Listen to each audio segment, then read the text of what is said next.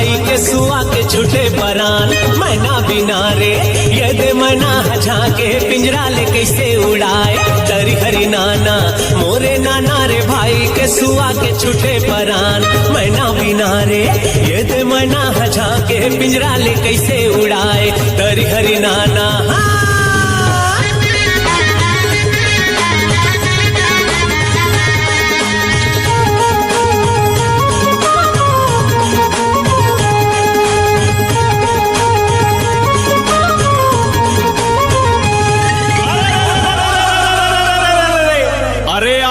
काजर भांजो लौठी ऐठे मेछा तान के।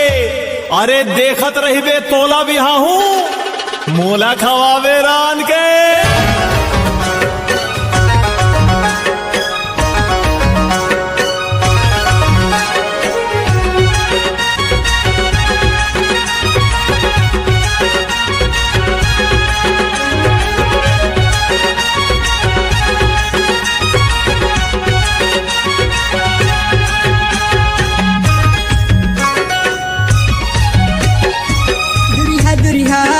जाके हमन छत्तीसगढ़ के नाचला दिखाए हमन।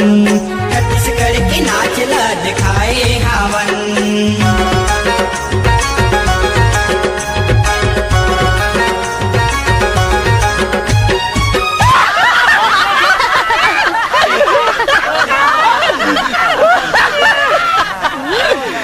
अरे मोर चुरपुर मुरई आज तो भारी बटपटावा था। ऐसे लगा जिसे तोरत भी आवाज है। चुप रे मटमटाबो नहीं तब मूला और माँ के बैठे रहबो। ते एक जन नहीं है और बहुत जन है देखैया। वाह एक तो दो तलल के जला दिखावे वो घूम के मोरे करावे। चुप रे मेच का ज्यादा उचक झन तोर करा हूँ तो चपका आ जाबे। ते मोला का संभाल पावे। वारे चंदेली मछली देखा मैं तो बड़े बड़े बेलो सार्क मछली संभाल लेता हूँ। और ये किली ना आज सब भोजन मरवा तैयार है। एक के गोबर सब भोजन ला निपटा दे। सीधे बढ़ते चलो रे हले।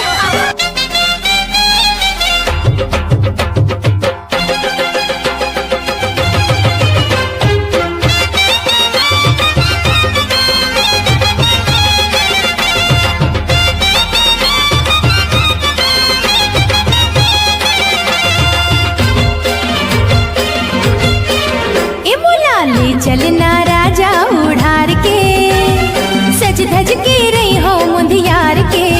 मुलाले चलना राजा उड़ार के सज धज के रही हो मुंदियार के। तोर खातिर बैठे हो कुंवारी तोर खातिर बैठे हो कुंवारी। जोहत रही थो में दिया बार के राजा जोहत रही थो में दिया बार के। मुलाले चलना राजा उड़ार के सज धज के रही हो मुंदियार के। ओ राजा सज धज के रही हो मुंदियार के।